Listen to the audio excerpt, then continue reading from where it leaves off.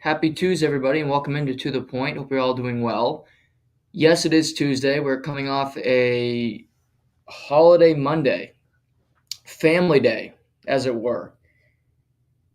And, I try to be a person that's optimistic. I try to find the positive. My mother said today that, Noah, you used to love all these holidays until the world corrupted you. She's right.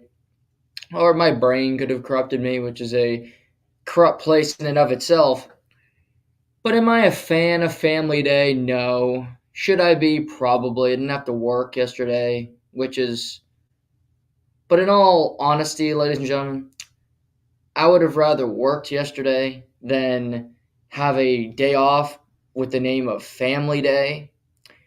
If you want to spend time with your family, spend time with them. You don't need a day to remember it. Because I guarantee you, most people didn't spend time with their family yesterday. They did whatever, drank beer and sat on the couch and watched the Bruins and Senators at 2 in the afternoon.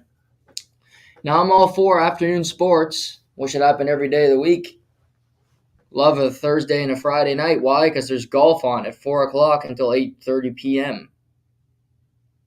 But Family Day? No. Easter? No, not a fan. I remember I was 6 or 7 years old, and I thought it was stupid that you could think that there was a bunny going around giving out gifts to people, baskets, a rabbit. I mean, if there's any kids listening, of course, the Easter Bunny is a real person. Of course. He's real. He's hopping around the bunny trail or whatever they used to say back in the old tales when I was a youth, when I was a youngster. But I mean, come on. Are we really that juvenile? Are we really Can we be better than that? Could we be? Christmas, Christmas.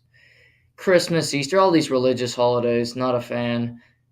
Family Day, holiday created by Justin Trudeau, not a fan of Trudeau, so again, not going to be a fan of that holiday. Uh, Elizabeth, or what is it, Queen Elizabeth's Day? No, not a fan of the royal family, not a fan of her, and she decided to drop dead on my birthday, so she ruined that for the rest of my life. Spotlight taken away from yours truly. God, couldn't have picked another day?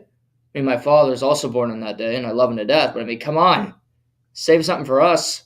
September 8th, now every day for the rest of my life, that's my birthday. Oh, the Queen died today. Who cares? I don't. Send me a text.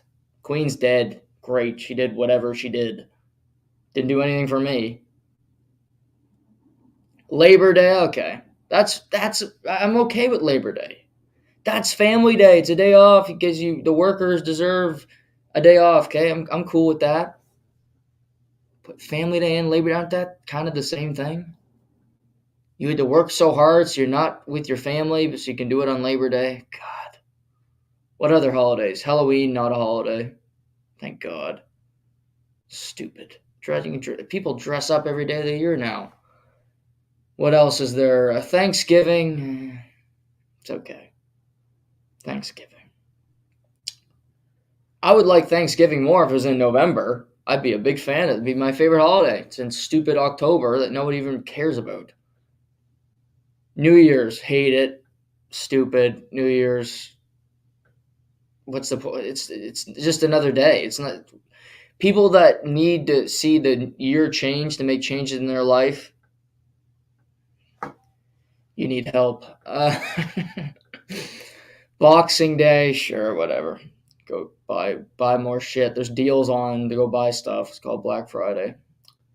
Another rip off there. What other holidays are there? Any more I'm missing? Might as well go through them all. Canada Day, my favorite, because it's celebrating the country. I love this country. Happy to be born here.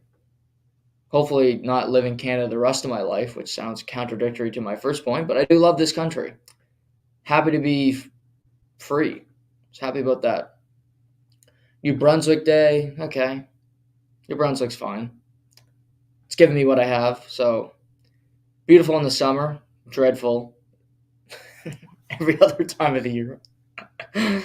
Okay, let's get away from holidays. I just I just thought I'd start with that today. It's a fun, it's a Tuesday, off the rails Tuesday here on To The Point. Seamus will not be on today. He will be on tomorrow because it's a holiday, because it's a different set of schedule. He'll be on tomorrow. We're going to get into Major League Baseball tomorrow, Seamus, when he joins. We're going to get into a number of different things.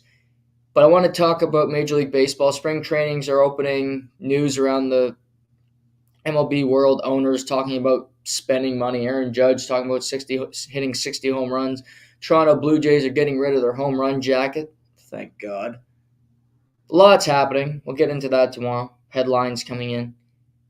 Later in the week, we'll get some fun stuff planned, so stay tuned. We'll talk about that more as we get closer to it. And as we get closer to March, Matt Wright will be making his return to the podcast. We will talk about March Madness. We'll get into full swing, full betting mode when it comes to long shots, betting games, props, all of that. So that will be coming in March. Love doing that with Writer. A few weeks left of the regular season, and then we'll dive right into the pot that is NCAA basketball, which is fun. But today's show, I got a lot of thoughts about the National Hockey League. I got a perfect landing spot for a center to land on the Colorado Avalanche. They need one. Watched them over the weekend. They might have won both games, but it doesn't change the fact that they have a glaring opening and they need somebody to fill that Nazem Kadri spot. I got a person to fill it. Going to talk about some news in Chicago. Jonathan Toews, Patrick Kane, what's happening there. Carolina. Does Timo Meier end up there? There's a new team that has jumped into the mix, which, I'm going to be honest, if this team can land him, brilliant. Brilliant by, spoiler alert, Doug Armstrong. But I'm going to start today with the team I talked about for the most part Saturday morning.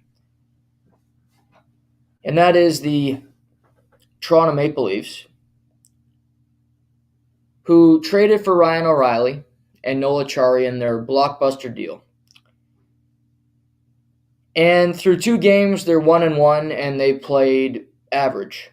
Ryan O'Reilly has 1 point. Noel Acciari got his first goal. So the 2 new additions have been fairly productive. But I will tell you, the Maple Leafs made a blockbuster move, and they've done a below-average job at making it a blockbuster move. John Tavares is a polarizing player. He's loved and I think in some parts hated by Toronto Maple Leafs Nation because of his salary.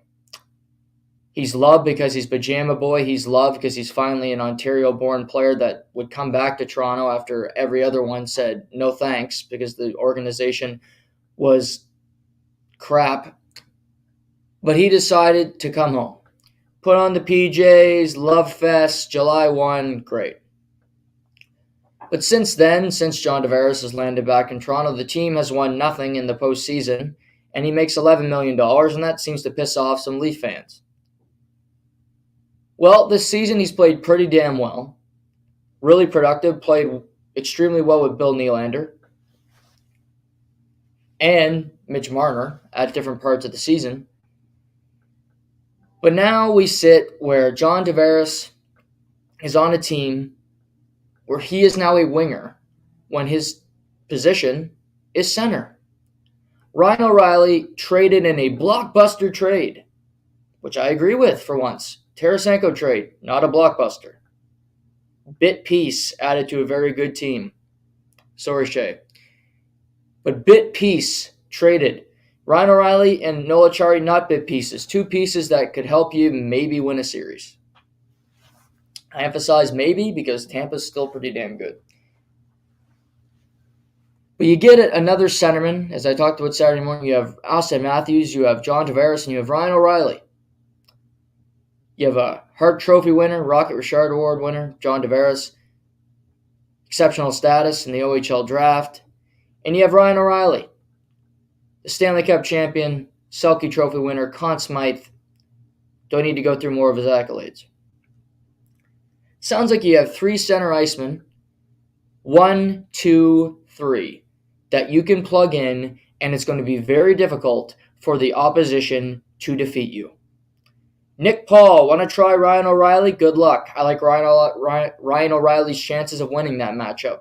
Okay, you want to plug in Anthony Cirelli. I still think that's a good matchup for Ryan O'Reilly. Offensively, that sounds like a matchup mismatch to me. 3 centermen that can beat you, which they've never had in Dubas's tenure as GM. You've had Kadri. You've had Matthews. Who's the third guy? Kerfoot? Oy vey. Who's the third center? It's always some guy you look at and go, I don't know. Is it going to be David Camp this year? Was before the O'Reilly trade, but oh wait. We have 3 centermen that can play center ice. Let's put one of them on the wing. Oh, something that is not fair to players is when coaches put them in the wrong position and they don't succeed at it.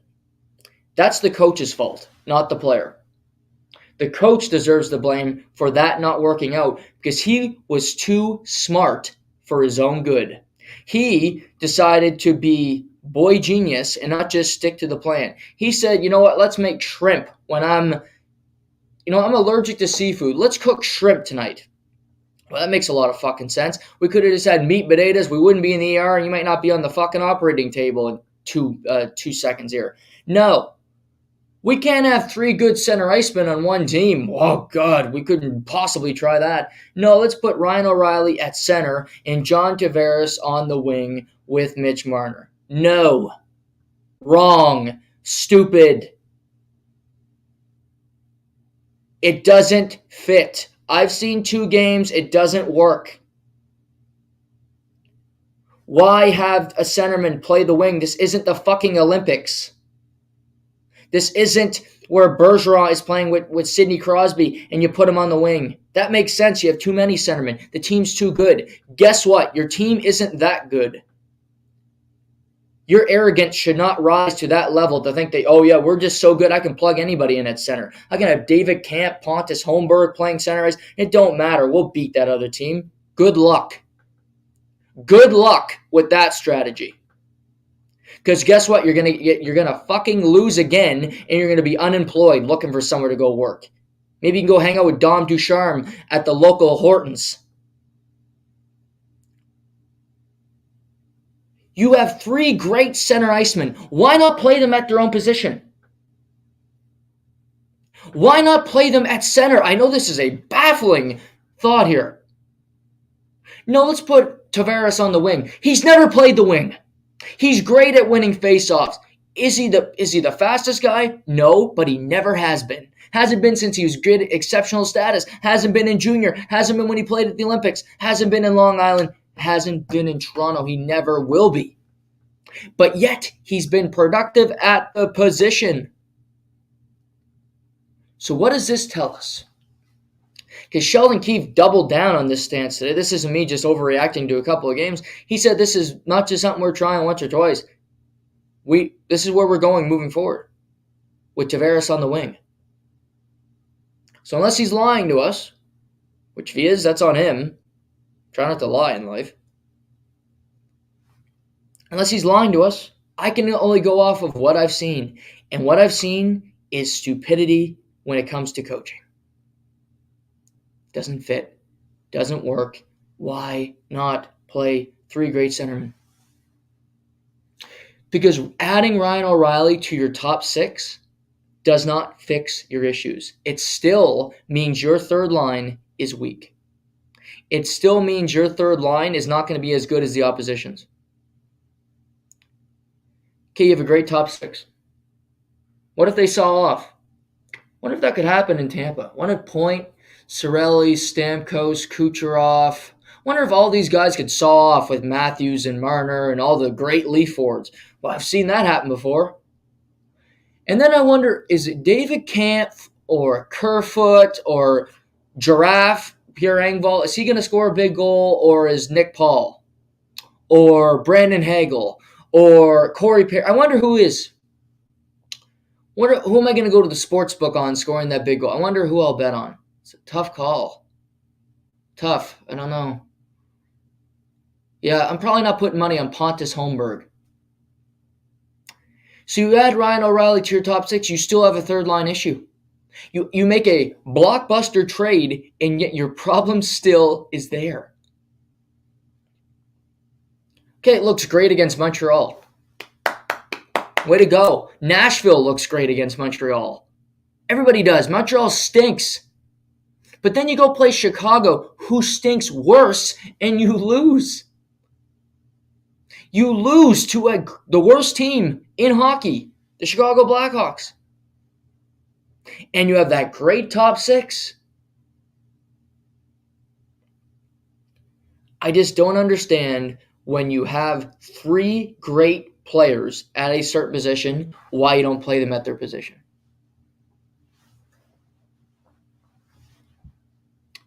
You're telling me you can't add another winger to this team? The only way you can't add another winger to this team is that if you're unwilling to trade Matthew Knies. Maybe they are. And I've seen Matthew Knies play in person 3 times in my life. I was never impressed. Now, I'm going to be honest, that was this summer. It's a while ago. It's not that long ago. You think about it. It wasn't. He played at the World Juniors as a 19-year-old. Supposed to dominate. Didn't. Hardly showed up. He was hardly a figment. I could hardly notice he was out there. So maybe he's going to come from the University of Minnesota and be a star. Be a top 6 forward. I wouldn't bank on that. I wouldn't bank on that. You know what I'd rather have? I'd rather have Tavares and Marner, who I know have great chemistry. I'd rather have Matthews and, let's say, Matthews and Nylander, who have great chemistry. They got Bunting. They got their rover on their line. What if instead of Calle Jarnkrok or Ryan O'Reilly, because he should be playing center, what if you added Ivan Barbashev to your lineup? Would that work? Would that fit? Would he be a guy that go around and get the puck and throw hits and be more like Michael Bunting, but actually be a better player than Michael Bunting? Would that fit? I think it might. Now, do you want to trade Matthew Knies for a rental? No, I get it. So maybe Barbashev isn't the player for you. Maybe he's not good enough. Maybe he's not. You've already got your physical players. You made enough trades with St. Louis. Okay, fine. Fine, you got me. Can't do that.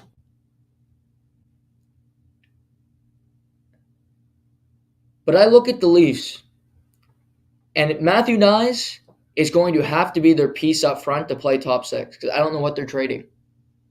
Unless you're trading 2025 first-round picks, they don't have anything to trade. They don't have a first in this year's draft. They traded that to St. Louis. They don't have a second-round pick. Gone. They don't have a third. Gone. They don't have a fourth. Gone. What top prospects? Matthew Knies untouchable? Hasn't played a game in the NHL. He's an untouchable piece. Wow. Trading Topi Niemelä? I like him, but are you willing to trade him? What this signals to me is that you're comfortable with Jarnkrok being a top 6 player, because I don't see a world where Ryan O'Reilly is not playing third-line center come playoff time. I just don't see a world where that isn't a reality. That needs to be the case. Because I know this might be a puzzling thing for Leafs fans, but I'm just going to lay some truth on you. Just because you're the Leafs doesn't mean anybody's going to do you a favor. They're not trading Justin Hall for a great package. I saw those online, like Justin Hall and Kerfoot for this. Nobody wants those players. 2 expiring contracts, Kerfoot making $3.1 million. Nobody wants that. Jake Muzzin's money, he might be an LTIR. Just because the money's there, that means, yes, you can fill that money, but you need to be able to trade for it. And if you're unwilling to trade Matthew Knies, I don't know what you have to trade. because I don't think teams are going to trade away a expiring contract for a 2025 first-round pick. It's too late. It's too many years down the line. I want something for next season. Unless it's a Arizona situation, but St. Louis isn't doing that for Barbashev. They're not doing that. They're not playing that game. They're trying to win now. They're trying to get better next year. I've talked about that before. They're not rebuilding. They're retooling on the fly. Chicago, would they trade Patrick Kane and a prospect for a 2025 first? Maybe, because they're going to stink for a long time. They might. Something to look into if you're the Leafs. What's the piece? It's not Kerfoot. It's not Justin Hall. It's not Kampf. It's none of your players that are in your lineup right now because none of them, nobody wants those players. You're stuck. You might be stuck with Kerfoot. And I have arguments with my loved ones about this. He brings nothing to the table for me. Nothing. He's not physical. He doesn't win a face-off. He doesn't skate all that well. He's penalty killing is average. I could name 5 penalty killers on their roster right now that are better than him. So what does he do? He's on the ice for a certain amount of minutes a game. Wow, great. So he's a seat filler. He's Kramer at the Tony Awards. He sits there and you go up and accept the award when somebody's in the bathroom. Wait, yeah. Way to go, Alex Kerfoot. If you haven't seen Seinfeld, you don't get the reference, but if you haven't seen Seinfeld, get it together.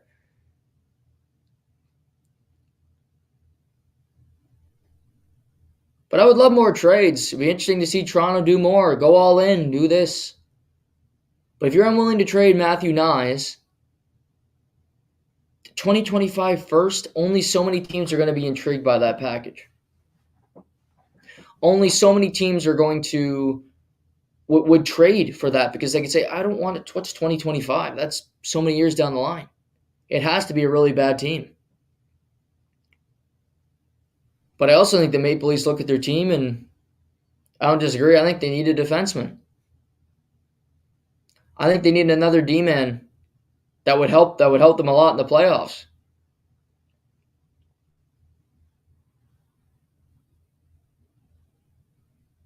Gavrikov's not going to Toronto. I don't want John Klingberg. Dmitry Orlov, if Washington continues to lose, they're not trading him for nothing. Not trading him for a 2025 first. It's tough. Not a lot of great defensemen on the market, quite frankly. If you're trading for Luke Schenn, you might as well keep Justin Hall. Skates better, knows your system a little better. He's paired with a lot of guys on your team.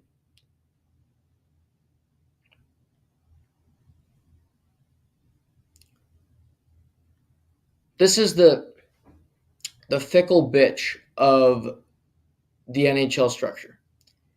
The Toronto Maple Leafs are one of the 5 best teams in the league. Right about there. Boston's better than Toronto. Carolina is better than Toronto. My Devils are better than Toronto. Yes.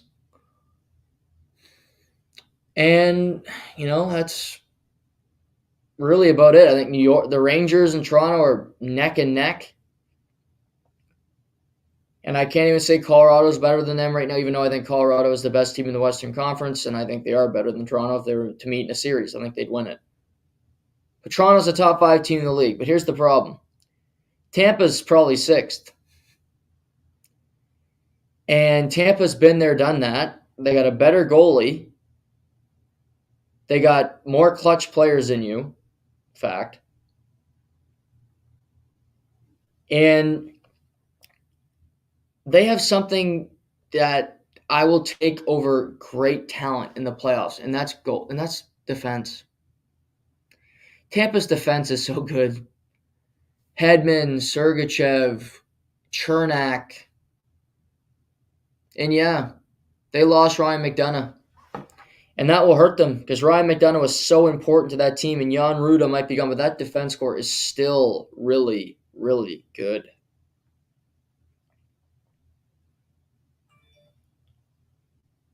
And they might look to make a splash for a defenseman before the trade deadline. That's where I think they might look.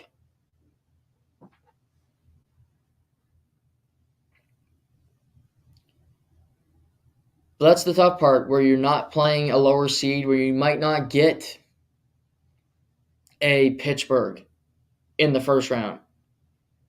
You'd love to get a Pittsburgh, but you might not get them. You're going to get Tampa. It's set up. You could get Long Island. You could get Pittsburgh. You could get Florida. But the way it's set up right now, you're going to get a tougher opponent. And there's no way in a week and a half the Toronto Maple Leafs will have a better defense score than Tampa's. Unless Tampa has 2 injuries. And I like defense more than I like top forwards in the postseason because defense wins. Goaltending wins. You need a Game 7 2-1 win? Give me Tampa. They know how to win that game.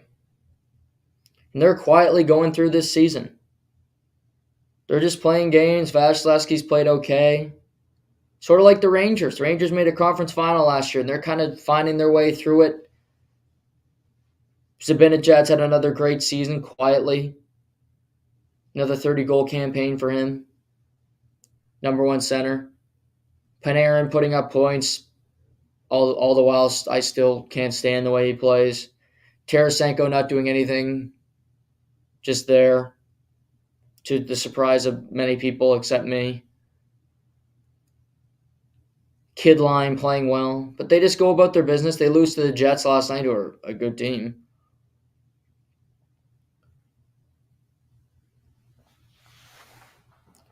I like what the Leafs did.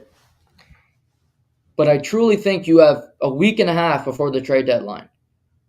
Why not see what O'Reilly looks like on a third-line center role before that?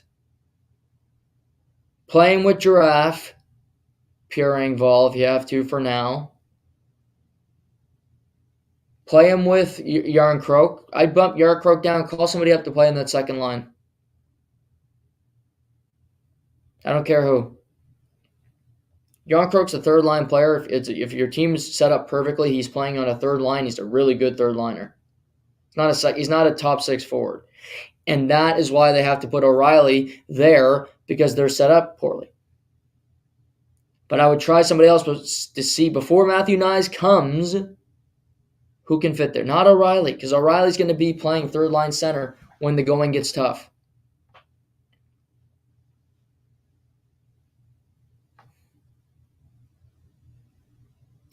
The Leafs, in a perfect world, Alex Kerfoot's not on their roster come playoff time. Matthew Knies probably is. And Yarncroke's on a third line playing with Ryan O'Reilly. In a perfect world for Toronto, that's how I see it. Yarncroke's playing with Ryan O'Reilly. They're very good defensively. They're a shutdown third line. And you go toe-to-toe with Nick Paul and the other Tampa's third line, you say, beat me. See what you can do. I like our chances. And I think they should go in confident that they can defeat the other team's third line, and that is so important. Edging out the opposing team's third line, and it might sound minuscule, it is not. It's a big part of it. Saying, we're not going to let you score on us. We're going to shut you down, and guess what? We'll score 2 goals in this series. You'll score none.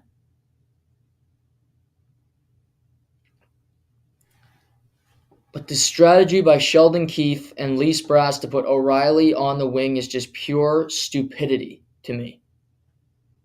I don't get it. He's not a fucking winger. He plays center. And that's Tavares, pardon me. Either one of them. Why are they playing wing? They're not a winger. I played the wing. I hated playing center. You know why? Because I was a winger. And I skated like shit. And I sucked at face-offs because I never took them. So when I was thrown in at center and I was like, crap, I have to do all this? No, I don't want to. Let me play my position. O'Reilly's used to playing center. So's Tavares. And if the argument is, we can have two center icemen on the ice at the same time, malarkey. Malarkey, that doesn't work. It boxes everything up. There's no room, no spacing. Leafs are in Buffalo tonight, playing Tage Thompson and the Sabres. Sabres are 4 points out of a playoff spot with games in hand. So a big game for both teams.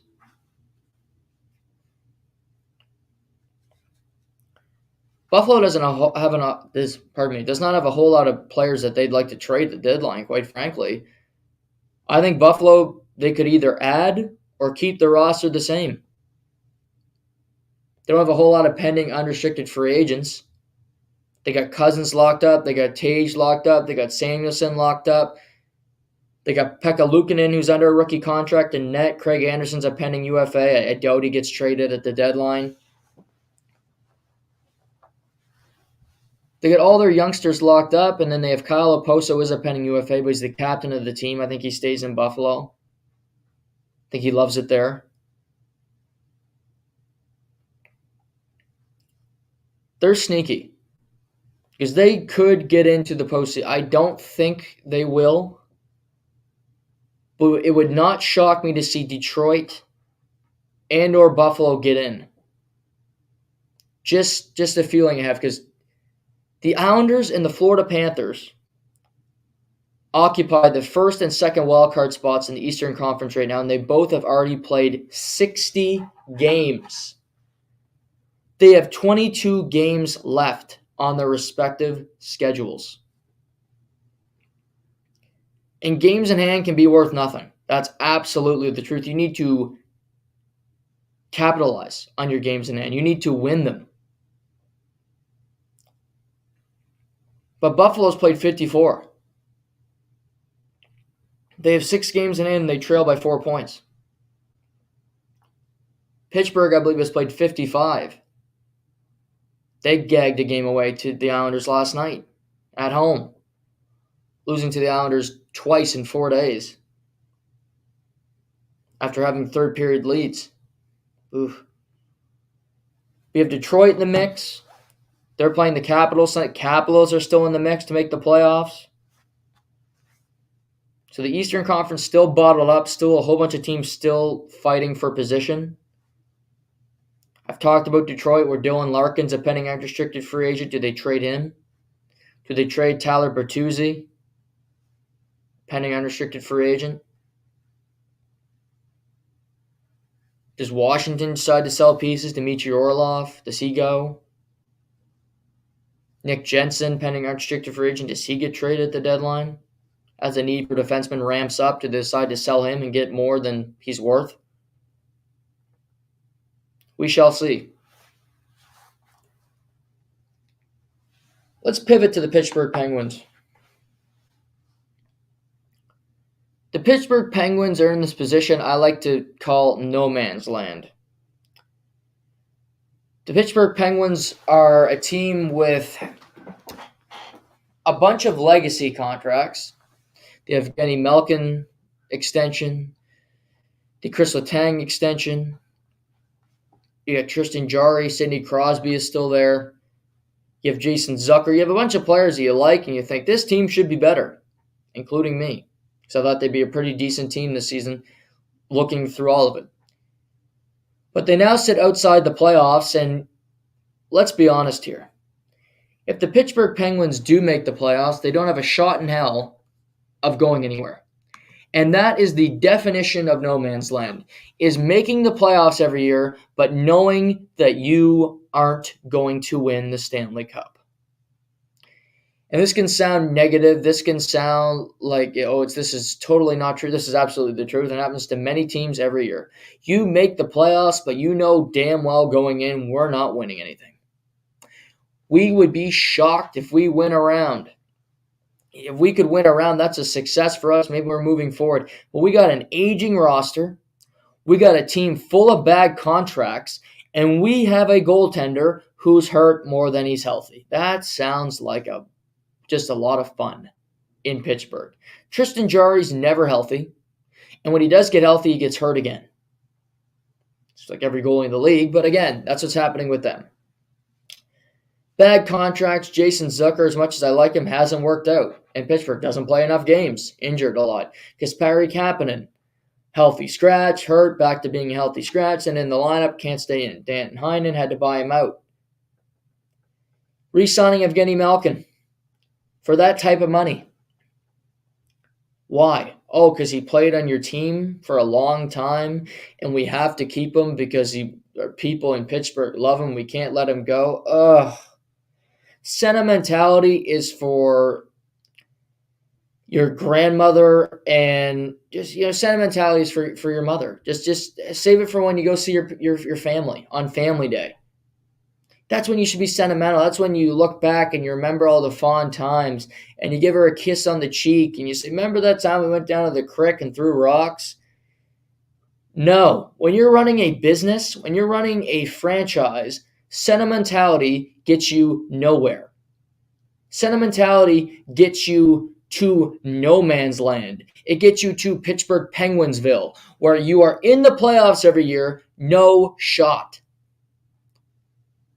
No shot. Their defense stinks. Their goaltending can't make a save, and their defending as a team overall would make Sidney Crosby scream. And he has some of the highest IQ in all of the sports history. He knows this. I guarantee he's playing right now, and he looks around and says, my God. We've lost to the Islanders twice in 4 days after blowing third period leads. The Islanders aren't exactly a great team. Yes, Bo Horvat has been a good addition so far, but that team is still very flawed. They have injuries of their own. But Matthew Barzal didn't even play last night, and we lost to them. How the hell did that happen? Oh yeah, Evgeny Malkin taking stupid penalties. Evgeny Malkin still on the team playing decent. But is he worth the money he's being paid? No. We can't get rid of Jason Zucker. Brian Dumoulin, I love him, but he's not healthy enough. We're injured. We got an old team, no prospects coming through, and we're just here. We're just stuck. So what do we do? Well, a report in TSN today, this comes out this morning because it came out early this morning. So this is coming off a loss. I'm sure Pierre LeBrun or one of their insiders reached out to Pittsburgh, heard from a source. We want to add the trade deadline. Well, of course you do. Why wouldn't you? Because you're on the playoff bubble. You might as well make it because your draft pick's going to suck anyway. You're not landing Connor Bedard. You'll be picking 15, 16 like you do every year. And if you're in that mix and you're spending a whole lot of money, you're nowhere closer. Because every year you don't win, your roster gets older and you get farther away from competing. Now, the Pittsburgh Penguins had a great run. Cup in 09, Cup in 16, Cup in 17. You'll never take those away. And they've continued their good run. They've had a better stretch than the Blackhawks because they were competitive from 08 on. Pittsburgh Penguins have been a playoff team. They've been in the mix. You got to appreciate that. Absolutely. But what I wouldn't appreciate as a fan, or as I just look at the league, I never want to be in a position where, yes, I might make the playoffs this year, but I know we have no chance. I know we're not going to win. I don't give a shit who the Penguins trade for at the deadline. They want to add. Good for you. You're not beating anybody. They're not beating the Rangers. They're not going to catch the Rangers for third in the Metropolitan. You're telling me they're beating Boston or Carolina in the first round? They're getting smoked by both of those teams. So that means you made the playoffs for a week, maybe a week and a half, maybe get a game out of them, and then you're out. Then you're golfing like everybody else. And does that make the fan base happy because you made the playoffs? Does that have a few suckers in Pittsburgh happy and just sell the fact that maybe we'll move away, we were pretty close? No, you weren't. No man's land. Because that's the difference. Buffalo, it's not no man's land because they're trying to build to get to the playoffs, to gain that experience. Sacramento Kings in basketball, you want to make the playoffs to get that experience, to get your feet wet, to hope to build on it the next year. Pittsburgh's been in the playoffs. They don't losing in the first round. That's such a waste for them. It's cup or bust. There's no expectation other than that. Pittsburgh's different than Toronto because Pittsburgh's had success. They've won playoff rounds. Toronto, I think a playoff round universally would be looked at as just a success, let alone going more and winning a cup.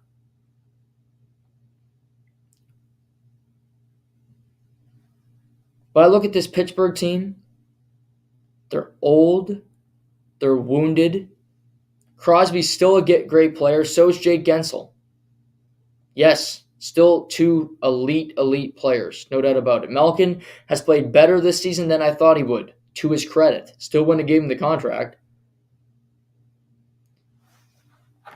But at the post-All-Star break, through your legacy contracts and what you've done, you are not in a playoff spot. You are on the outside looking in.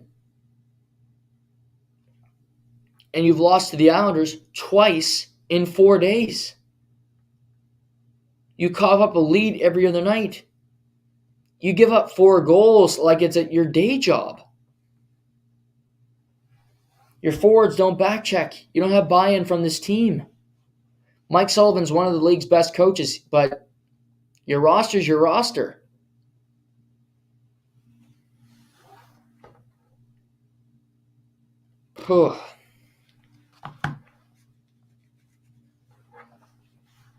But I watched both games Friday night, and I watched parts of last night's game as well. And situationally, and this is really a telltale sign of a team, they're a veteran team, and situationally, they are horrible. They don't know what to do in these close games. They panic. They mess up. Veteran teams normally, we don't have the foot speed. We might not have the skill every other night, but situationally, we are ready to play. We'll have our center iceman in the right position to cover somebody up. But they're letting goals in from no man's land. Bo Horvat scored from behind the net. Brock Nelson, defense aren't covering their positions. You can't clamp down and hold a lead. They're letting things slip out of their grasp. Ugliness from the Pittsburgh Penguins lately. They might add the trade deadline, but if it's not seismic, which it won't be because they won't have the money to do anything, they're not going anywhere.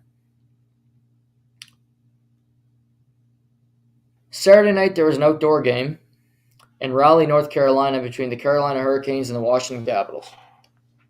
Carolina beat Washington for the second time in 5 days. And the Carolina Hurricanes are the second best team in hockey behind the Boston Bruins currently. But I could see this team being the best team in hockey, and I've talked about why. I think Timo Meier, the biggest piece available at the trade deadline, the seismic shift, if you will, the trade that would shift the balance of power, makes the most sense in Carolina. He would fit in on that top line. He's a power forward. He does it all. They have money for Max Pacioretty. They have prospects. They have guys that you could trade. And they have an owner that's not richy rich, but I don't think he's afraid to spend like the last one. He wants to win. Not to mention they have a team there's no team more bought into the system than Carolina with Rob Brendamore. Jesperi Kotkaniemi thrives in his role down in Carolina. You have Seth Jarvis, who Rob Brendamore loves. You have Jordan Staal, who's going to score maybe 20 goals this season at the tail end of his career.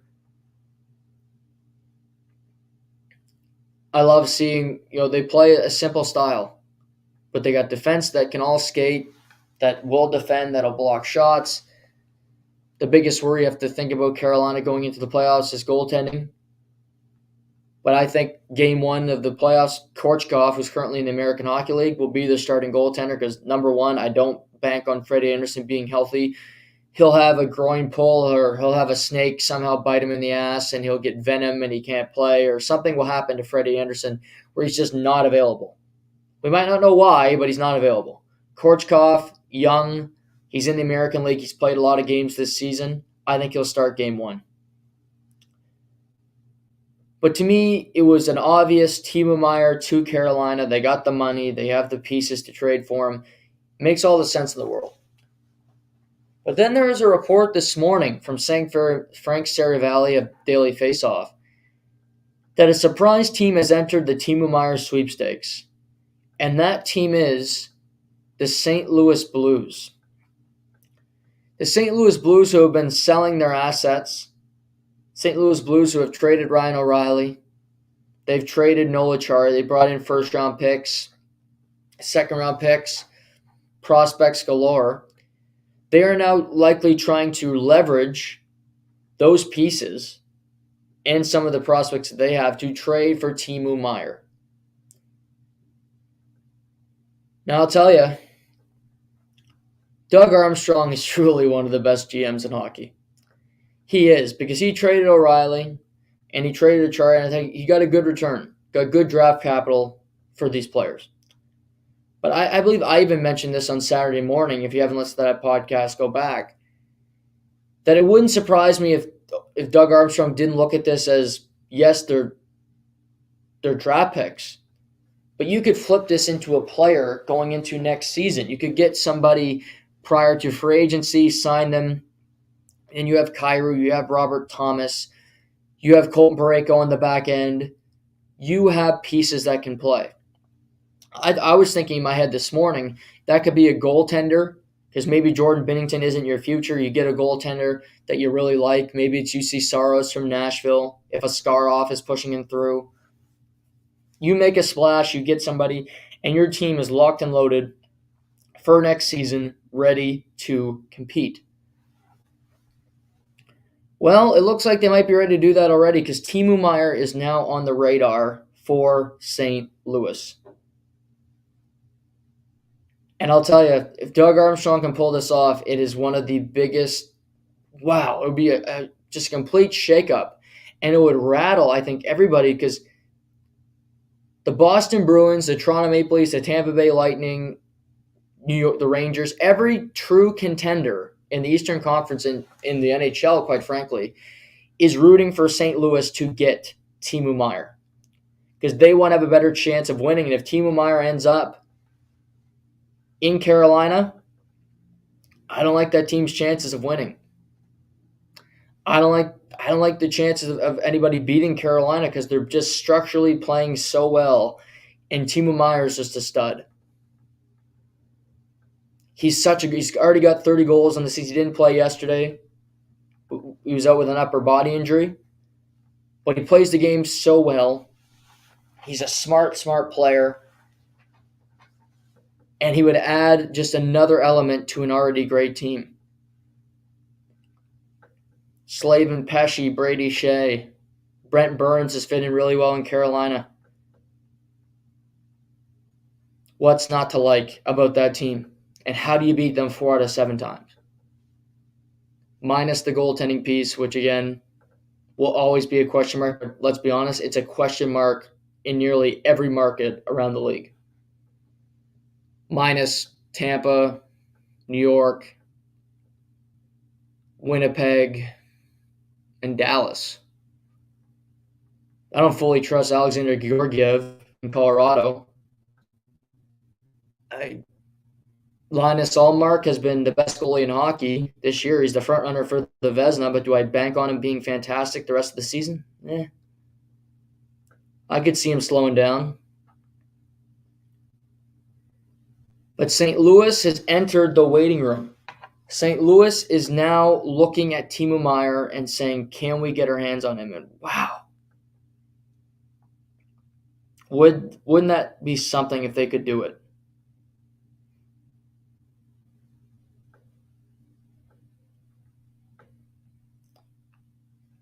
I don't know if it happens, but I'll tell you, if I'm San Jose, just think of this for a second. St. Louis could trade their first, which will miss the playoffs.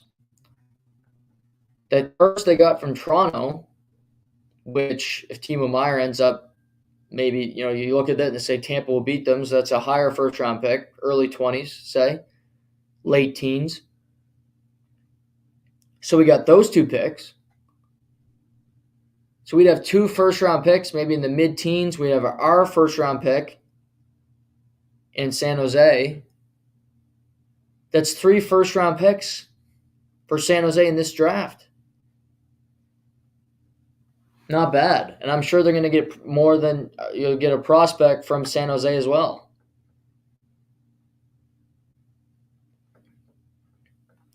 Just something to think about. I don't know if Carolina can match that package. Because what if Carolina's picks 32nd? So I talked about before, you're picking 32nd in the first round. That's a second round pick. That's what it is. It's that late in the first round. You're getting a second round talent in the first round. Maybe he'll be great. Maybe. Maybe he'll be Lamar Jackson of the NFL who went 32nd overall to Baltimore. Maybe you get that lucky. Odds are you won't. You'll get a second round talent that takes a long time to develop. You can get higher draft picks in another trade, and all you care about in San Jose right now is draft capital because your team stinks and you want them to stink for a long time. Worth looking into. But what an odd conundrum right now where San Jose wins yesterday over Seattle. Mike Grier's throwing papers with them winning that game. Columbus gets a point. Arizona can't lose. They have points in 7 of their last 8 games currently. Everybody's stacked for that. Chicago beats the Rangers Sunday night. Bedard sweepstakes. Montreal had won 4 of their 5 before losing to Toronto, so they were on a heater. Do the Calgary Flames want to enter the Bedard sweepstakes? Do they want to enter that? Lose to Philly yesterday afternoon.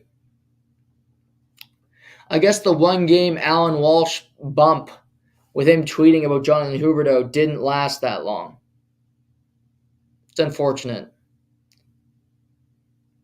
Calgary Flames, God, so hard to watch.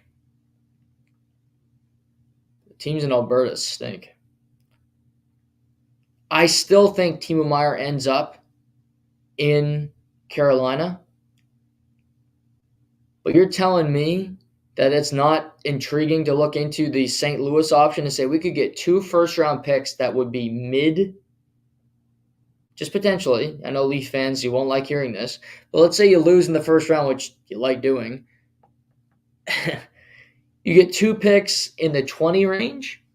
St. Louis will be lower because they won't make the playoffs. That'll be a lottery pick. You'll have a chance of getting Bedard, but that's St. Louis pick. So you have a chance with Bedard one pick, and you have another pick that's, say, 20 and not 32. Just projecting what Carolina could do in the playoffs with Timo Meier on their roster. I'll take 11 and 20 over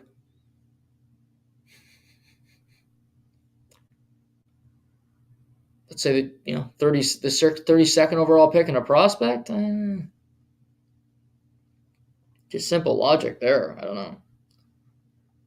But Doug Armstrong can pull that off. He might deserve to win General Manager of the Year, and his team didn't even make the playoffs. So what a power move that would be if Timo Meier ends up in St. Louis. I doubt they want to deal him inside the Western Conference, but they are in a different conference, so they're in a different division. So we'll see. Edmonton Oilers lose yesterday after they also lost Friday night to the New York Rangers. They lose Sunday afternoon to the Colorado Avalanche. Both games in the gimmick. Both games they had leads and they coughed them up.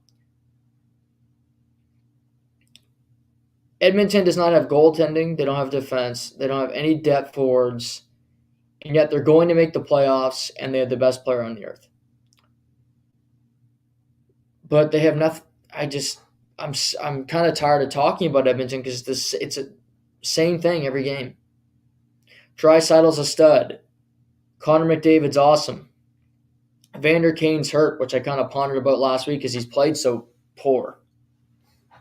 Nugent Hopkins has been great. Hyman's been a stud, but what else do you got? Your defense is a mess. You can't make a save, and now analysts on Sportsnet are pontificating about Patrick Kane ending up in Edmonton. Patrick Kane? No, I don't think Patrick Kane's washed. Sure didn't look washed when he was ripping them past Ilya Samsonov and the Toronto Maple Leafs A-plus defense corps the other night. But you're going to have Patrick Kane, Connor McDavid, Leon Draisaitl. I love all those guys. Skill galore. But none of them defend. None of them back check particularly hard. Tyson Barrie already does enough to make you want to pull your hair out when he plays defense. Cody Ceci already plays 22 minutes. And I mean, how many more goals can you allow? You're going to win every game in the playoffs 9-8? Unlikely. Ryan Miller and Ray Emery. Is this the 2007 Eastern Conference Final? Buffalo Sabres to Ottawa Senators? Is that the series we're getting into? Colorado Edmonton rematch of last year's Western Conference Final? Is Georgiev that bad? Is Francouz in the net? What's happening here? Patrick Kane is an option. Erik Karlsson is an option. I don't get it. I mean, San Jose could stockpile on first-round picks. Trade Karlsson. Trade Timo Meier. You could have 4 firsts in this draft. Now, I think Patrick Kane does have value. I don't think it's impossible now for him to go to Toronto. I pontificated about that earlier in the show. I think it's unlikely. I don't think it makes any sense for the Oilers. I really don't. Because you're not going to win. And he's a rental. He's not staying in Edmonton. Well, maybe he will. He's lived in Chicago the last, 15 years? It's cold as hell. Cold as hell in Edmonton, too. But I'll tell you, my best friend almost got stabbed there, so I wouldn't recommend that city. And that was when it was nice outside. Imagine how miserable people are when it's cold. Ugh. But Karlsson, Patrick Kane. And it's difficult because you can't give up on this season because you can't have your captain, the best player in the world, say, enough of this. Which he very well could, and he'd be right to because it's just a disaster. So what do you do? The Oilers, Chychrun would be a better fit because you get him for more years and you get him at a lesser number. I don't want to pay Karlsson even $5 million. I don't think he's worth it. Yes, he's having a great season. Likely will win the Norris after missing the playoffs, but Josh Morrissey's leading my Norris race. Not him. Because Dahlin would be in that mix too, but you got to make the playoffs to win a major award. Sorry. In my book, that's how it works. How valuable are you if you can't make the playoffs? But Edmonton, I'm going to watch their game against Philadelphia tonight. Philadelphia in a back-to-back. But God, Edmonton's a tough team to watch because they just cough it up every single night, it seems. Let's get to the team that Edmonton lost to Sunday afternoon. That's the Colorado Avalanche. Colorado is a very good team, and as I said earlier in the show, I think they're the best team in the Western Conference. Now they're trailing behind Winnipeg currently, trailing behind Dallas. Right, they're in the thick of it with Minnesota. But fully healthy, Gabriel Landeskog's starting to skate again. I think they're as good or better than all of those teams. But they do have an issue. Well, they have a couple now. I'll stick to one and I'll get to the other. First issue, they need another center iceman. They have Nathan MacKinnon, who's playing some of the best hockey of his career. He can't be stopped. He is on fire. Just on another level, Nathan MacKinnon currently. But last year they had Nazem Kadri in that 2-hole, and that was perfect. And I like JT Compher a lot. I think he's a good player. But JT Compher is the third-line center. Just is. Very good third-line center. But this is the same thing around the league. You need to know where people slot in. Compher is a third-line center, and he's so productive in that role. Keep him there. Alex Newhook's a young player. I thought it was fantastic that they went through trade deadline last year and they were able to get the likes of Arturi Lehkonen, get Josh Manson, Andrew Cogliano, and they did not have to give up Alex Newhook because I thought he needed more time to develop. I thought he was going to be a part of the piece of the future. They ended up winning the Stanley Cup. It's perfect. Nazem Kadri leaves for Calgary and for agency. So now you've gone through this season so far, and you miss Nazem Kadri, and it's obvious. You need another center iceman. You need a guy to fill that role.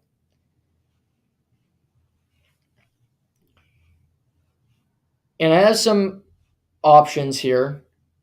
And then I have a guy that I would try because I think he would fit the role. Might not be,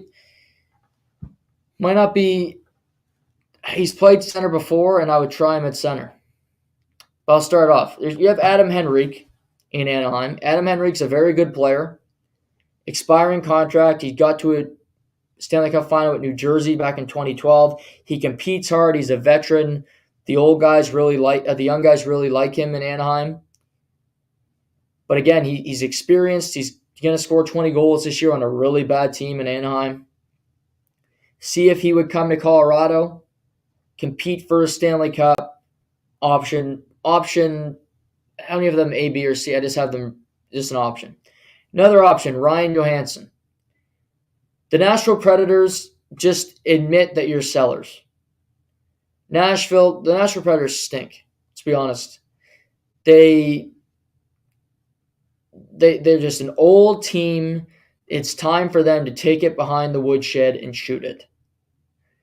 The way you built your team, that's a Kevin O'Leary thought. When you have a business that just sucks, that isn't going anywhere, you take it behind the barn and you shoot it. That's the Nashville Predators. Matt Duchene, Ryan Johansson, Matthias Ekholm, Roman Josi, David, those are all old people. Your team's old. Your team doesn't have any youth. They have all these guys under contract. They still have Philip Forsberg that signed long term. He's still a good player, but Duchene is still there. Johansson last year of his deal. Sell. I wouldn't fully commit to trading UC Saros yet unless you get a fantastic offer. Save that for the offseason. Look to St. Louis, as I said earlier, and other teams who get desperate. But your team is not winning the cup. Do not be Pittsburgh, but you're going to be worse than Pittsburgh because you're not even going to get in. So admit, see who you are, and just say, you know what? It's time for us to trade away. If we have anybody of value, let's see if we can get rid of them, see what we can get back in return. You might get some Matthias Ekholm. Teams might get interested. Teams might get desperate and trade a lot for him because he's got years under his contract and he is a good defenseman. Ryan Johansson, not my cup of tea. Had a really good season last year, down one this year. Hasn't been all that great in Nashville. But can he play? Yes. He'll be playing behind McKinnon. He's a big centerman. He can win draws, be on your second power play unit. He's not Nazem Kadri, but he does have bite. He's not afraid to mix it up when he has to. And I think he could fit that role. So Ryan Johansson is another option. This is my third one, and the one that intrigues me the most. And this came to me watching Saturday afternoon because I'm watching the Colorado game against, who are they playing? St. Louis. Yeah, St. Louis was right after the O'Reilly trade. And Mikko Rantanen had to play shifts at center. And I love Mikko Rantanen. One of the most underrated players in the NHL. He's got 36 goals this season. He's a stud, Mikko Rantanen. But he's a right winger. He's not a centerman. Just that's his position. That's where he needs to play. It's like Nylander on the Leafs. He's not a centerman. Let him play the wing. The Philadelphia Flyers are a team that is going nowhere and are absolute sellers. They're building for the future. They need to get more assets. They're not trying to win this season. They're going to miss the playoffs. They know who they are. Travis Konechny is a very fun player. Travis Konechny's got 27 goals, and he's having a very good season for Philadelphia.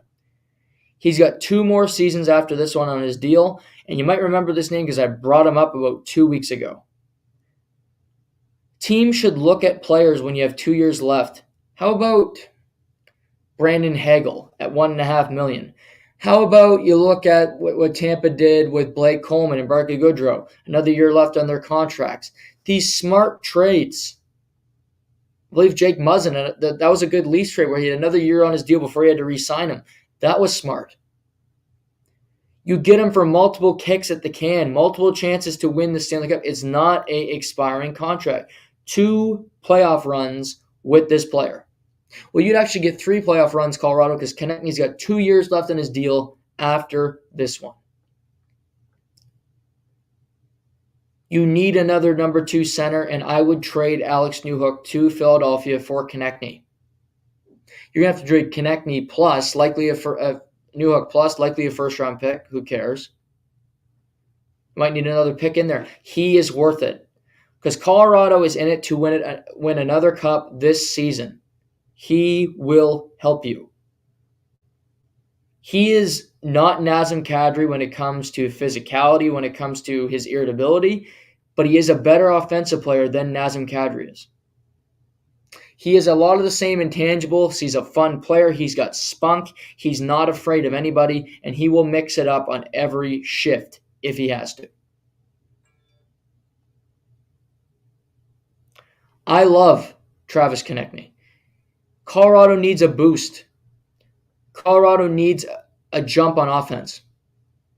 If you can go McKinnon, Konechny, JT Compher, your 4th-line center, it's a rotating door. You have Matt Nieto down there. You have a bunch of guys that you like to play. Maybe you can make another trade at the deadline for a 4th-line center type player that you could find anywhere around the league, quite frankly. That's the type of trade. They need somebody big because I don't know if they can win a cup with the roster they have. I love McKinnon. I love Rantanen. Byram's a very good player. Devon Toews is my new favorite. He's like Jacob Slavin. He's so underappreciated. Now, Cale Makar has his 2nd concussion in 11 days. It was reported today. That's not just worrisome for their cup hopes. That's worrisome for his long-term health. He's one of the best players in the game. 2 concussions, 11 days. Sit him out for a long period of time if you have to. Fuck the rest of it. They will make the playoffs without him. But come on. You need a big move in Colorado. And don't say you can't make it because Tampa seems to make them. After they won 2 straight Stanley Cups, they added Brandon Hagel. A big move. They found a way to do it. With draft capital, with finding ways around the cap, you can make these moves happen. You just have to be creative. Joe Sakic can make that happen. Henrique would be good. Johansson would be good. Yes, Konechny would be great. Konechny would be awesome for that team. Because I look around at the other teams that aren't going to make it. Patrick Kane, I don't love that fit as much. I don't see a whole lot of teams that Patrick Kane works, quite frankly. I would still take a chance on him. I think he works in Boston, but they're not going to be able to afford him. And it's being reported that Gavrikov is going to end up in Boston, it looks like, for a 1st and a 3rd. They just need another team to keep some salary. So they're working through those details as we speak. See if that actually happens, but that's being reported currently. Vancouver. Is Vancouver anybody that they're shopping Luke Shen? Okay. Nobody's taking Connor Garland at the deadline. I can't see his salary's too big. He's not an impact player. Calgary's not going to sell anybody. Nashville, as I said, they got gotten too long a contract. Johansson's an expiring one, so he could be a guy that you could deal for something. Anaheim, you have Henrique. You have John Klingberg. You could deal John Gibson if a team really needed a goaltender. Columbus, I just mentioned Gavrikov, like it will be on the move before the deadline's over. Boone Jenner, he could work in Colorado, but I believe then you'd have two number 3 centers. With JT Compher and Boone Jenner, it kind of defeats the purpose. You need somebody of ilk. You need somebody that's going to make a big difference on your team. St. Louis not going to trade Robert Thomas or Jordan Kyrou. They like those guys too much to trade them. Barbashev doesn't play center, and I doubt St. Louis is trading Barbashev to Colorado, despite the fact that they're going to miss the playoffs because you don't want to do it. I think Couture's got a full no trade. I don't know if he'd be willing to leave San Jose. So your options are limited. Konechny makes a lot of sense.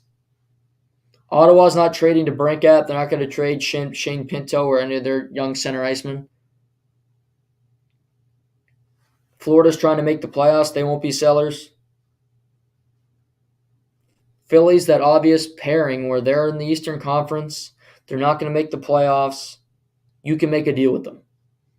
Quietly put it together.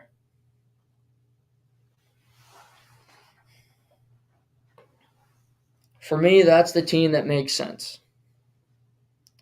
And that's the player that makes sense on that roster. Because watching them, they need another guy in that second line to make it happen. It can't be JT Compher. It can't be Alex Newhook. It needs to be somebody of significance. It needs to be somebody that's going to have an impact game in, game out. And I believe Travis Konechny can do that.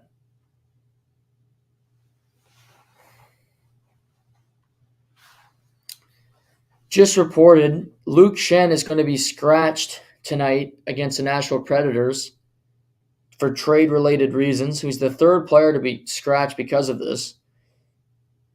Jacob Chychrun and Vladislav Gavrikov have been scratched for trade-related reasons for over a week. So now Schenn is out tonight. I think a lot of teams would like Luke Schenn. I think Tampa would love to get Luke Schenn back on their team just as a depth defenseman. He's been there many times. They know what he's going to bring. They know the kind of person he is. They may not be able to do a whole lot, but they might be able to get a Luke Schenn back on their team, which would be a good ad for them. But he's not playing against Nashville this evening. That's a fun Vancouver versus Nashville. Two teams that aren't going anywhere. Like I said, how long does it until if Nashville loses tonight? Do they release a statement tomorrow to their fans saying, you know what, it might be time for us to pivot. It might be time for us to look at different options, to look at guys that we could get trade, assets for at the trade deadline. Should be.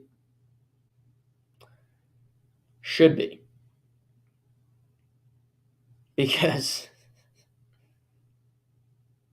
I truly think they need to do this. They're not going anywhere. Old, slow, bad contracts.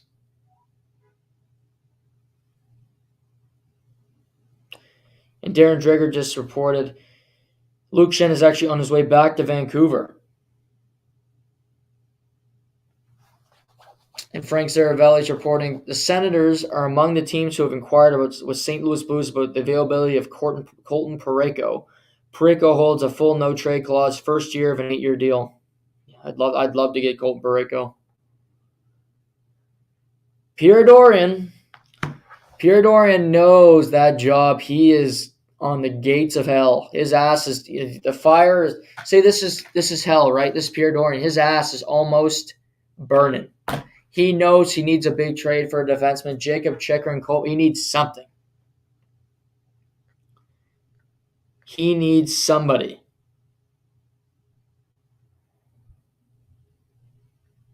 Parayko would do it. I don't think you're going to get him, though. Unless St. Louis wants to trade him to get some more assets. To, to land our favorite, Timo Meier. Wouldn't that be something?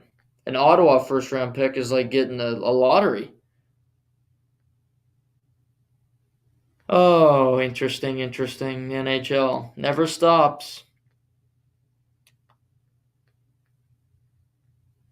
Luke Schenn, Colton Parayko, all these guys could be on the move. Gavrikov.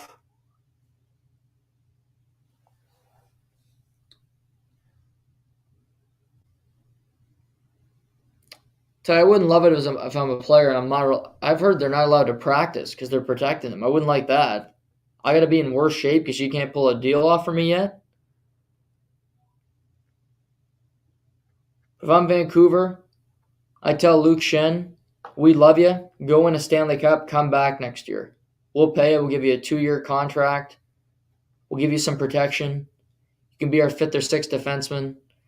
We'll have some money. We're buying out Tyler Myers. Maybe we'll buy out OEL at the same time. We need you to come in while we stink for a little while. Can you do that for us? He's a good soldier. I think he would.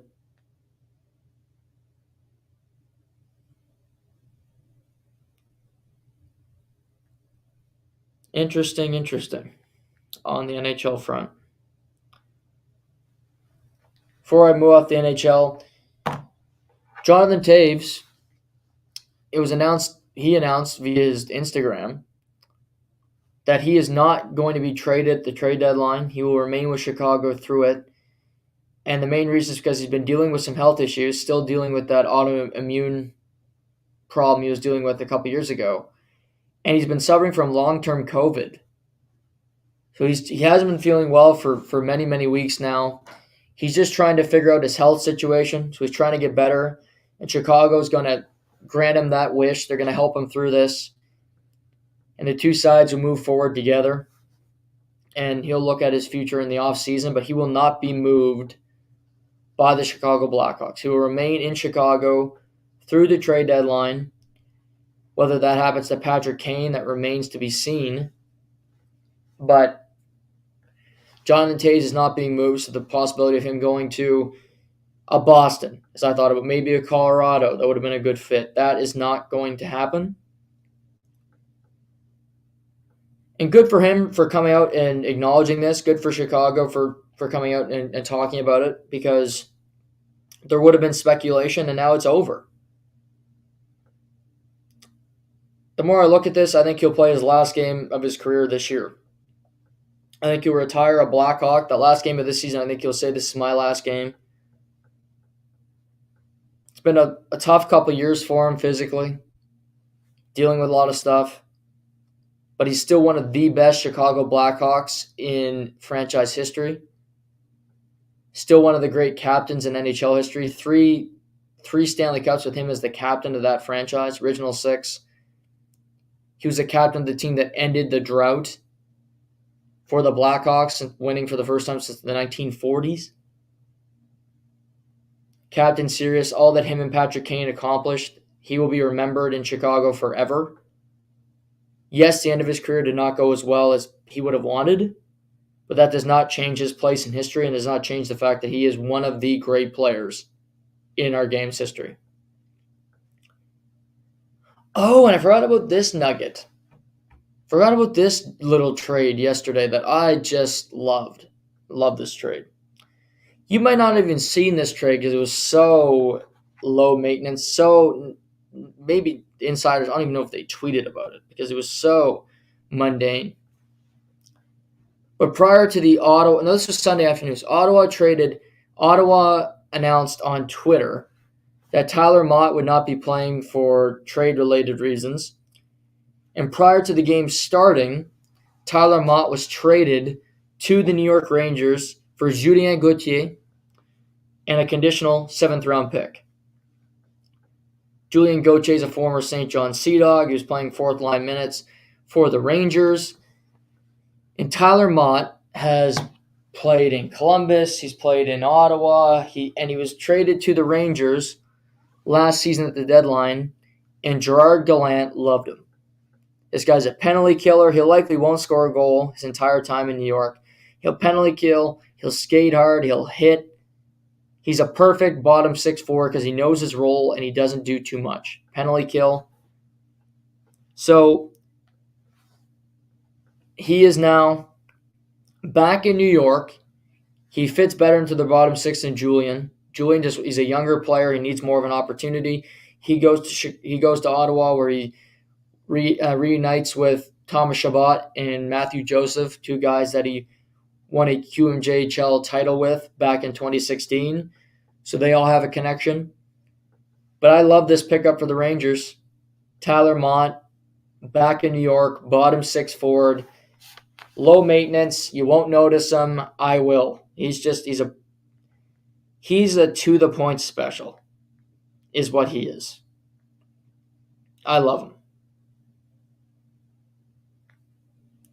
Just love him. I also love the Winnipeg Jets. Mark Scheifele, goal number 34 last night, playing pretty damn good. Going to be an unrestricted free agent this summer. Whew. What's not to like about Mark Scheifele's game? Or Kyle Connor? Or Connor Hellebuck? 50 saves at the Garden last night, coming off a loss to New Jersey on a back-to-back. Winnipeg Jets are a team I haven't talked about a whole lot when it comes to trades. I need to start looking at who they need. Maybe I'll bring that up in tomorrow's show because I think they need to do something, certainly. And they're a good team. And out west, anybody can win. Because, yes, I like Colorado, but if they do not get a big name like I mentioned in this show, they can be had. And if Makar's not playing, they can be had. So Dallas, Winnipeg, even, you never know, one of those, Vegas. Mark Stone was put on LTIR last night, $9.5 million. He likely won't play again in the regular season. They have all that money to make a trade. Does Patrick Kane go to Vegas? That would make sense. That would make a lot of sense, actually. If the Logan Thompson money for now and the Mark Stone money that they can use to get a player. And if I'm Patrick Kane and I get a full no trade, full no move, I'm saying yes to Vegas. That's just me, but I'm saying yes to that every day of the week. We'll see what choice he makes, but that would make sense for him. I think, anyway. But lots of fun NHL stuff. Lots of fun NHL stuff today. Also today, Deanna Rossini, who works for the Mothership, she covers the NFL. The New York Jets are really interested in Derek Carr. Nothing but positive reviews per sources. Now they wait for Aaron Rodgers to emerge from the darkness and inform the Packers of his plans.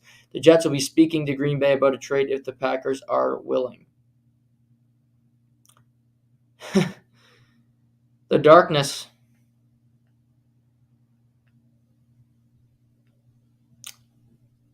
I take Derek Carr, I think. Aaron Rodgers, too high maintenance. Do I really want to build a dungeon for him? No. I wouldn't. But that's just me. MMA news. Booked today, Charles Oliveira will fight Beneil Dariush, UFC 288 in May. That's likely a number one contender fight for Islam Makhachev's title unless they rebook Islam versus Volkanovski for the second time, which I'd be fine with. But these two will be fighting at UFC 288. What that means for Dustin Poirier, I don't know. There's not really a fight for him that makes sense. Right now, over the weekend, Aaron Blanchfield fought Jessica Andrade, two of the biggest fighters in the flyweight division. Blanchfield's second round rear naked choke over Andrade, the biggest win of her career. She rises to number 2 in the flyweight rankings. Valentina Shevchenko defends her flyweight title against Alexa Grasso in a week and a half at UFC 285, which I cannot wait for, in the co-main event. I think the winner of that fight fights Erin Blanchfield for the belt. It just makes too much sense. She's on a run. She hasn't lost in the UFC. I think Valentina will beat Grasso, and I think that would be a really intriguing fight with their styles, where Valentina loves to stay on her feet, and Erin Blanchfield wants to grapple on the ground. She is a great wrestler, so that makes a whole lot of sense. But it was a pretty bland UFC card, fight night card this past weekend, but the main event was fun. This coming weekend, kind of a blase one before we get to UFC 285. I can't wait for that one. Again, I'm not the E word for it, but I can't wait. And I believe, still up in the air, but I believe I'm watching that with friend of the show, Seamus. We don't watch a whole lot of UFC together. She lives in St. John, I live here. But I might be going up to St. John, parts unknown, land of the dead, home of the smog, home of the fog, to watch that event with him. John Bones Jones, Cyril Gahn, Shevchenko versus Grasso. Derek Brunson versus Dricus Duplessis. Jalen Turner, Matthias Gamrot. Stacked card. Bo Nickel, Jamie Pickett. All awesome fights on this card. Can't wait for that week from Saturday.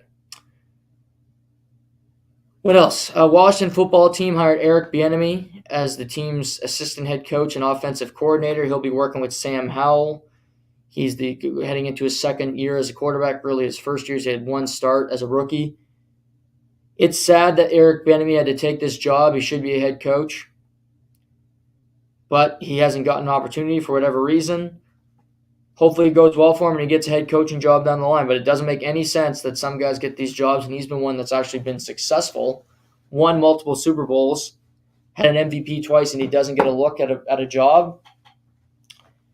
Just speaks of you know what. But again, I won't bring that up because it's the end of the show. You want to end this on a positive note. John Rahm won the Genesis, defeating Max Homa by 2 strokes, shooting a 68 on Sunday. He's now won 3 of his 6 events in 2023, winning over $10 million. And he's now world number 1 after losing it for 6 days. He's the best player in the world. He's clutch on Sundays. He's so good. The elevated events, he finished top. He is not finished outside the top 10 this year in any event. And, I mean, you got Scotty Scheffler, you got Colin Morikawa, who's starting to find his game again as we head into major season. Also, we haven't seen Full Swing on Netflix. I'm enjoying it. Got my mother watched the whole thing in one day. I give myself credit for that. Full Swing. Golf documentary. Just getting into golf now. God, I'm good at this, promoting sports. Dana White, great promoter. Yeah, right. Promote shit. But Full Swing's fun. You get golf going. Honda Classic this weekend as we head into the Florida Swing. Not a great field announced because we had a bunch of elevated events in a row. But in a couple weeks, we got the Players' Championship, which is the 5th major. Everybody will be there. Then you have the Texas Open, and then you have the match play, which is always popular. And we'll have Masters in a little over a month. The Masters will be taking place. So we're here before we know it. Tomorrow on the program, more on the NHL. Recap any trades that happened. Talk about the action tonight. Going to get into some baseball with Seamus. Opening day, different headlines heading into the season for Major League Baseball. Could be players, could be teams, payrolls, etc. Some basketball stories as we head into the second half after the All-Star break. We had some buyouts, players heading to different locations, injuries across the league. So we'll get into that tomorrow as well. But fun show today. Hope you guys enjoyed it. Lots of different thoughts about what teams are doing and different trade possibilities as we head into trade deadline, which is a week from Friday. And that day there will be a show. It'll happen sometime in the afternoon, and it'll be after I get a tattoo. So it'll be sometime in a hotel room. Promise you there will be a show. Just won't be in this location. Maybe a little earlier, maybe a different time. We'll react to stuff. I got to go get pain done in my leg for a couple hours, and then I'll join all of you in the fun of the madness. So until then, take care. Well, until then, take care until tomorrow, because I'll be back here tomorrow with you all. But have a good evening. Enjoy the games. We'll talk to you tomorrow. This has been To The Point.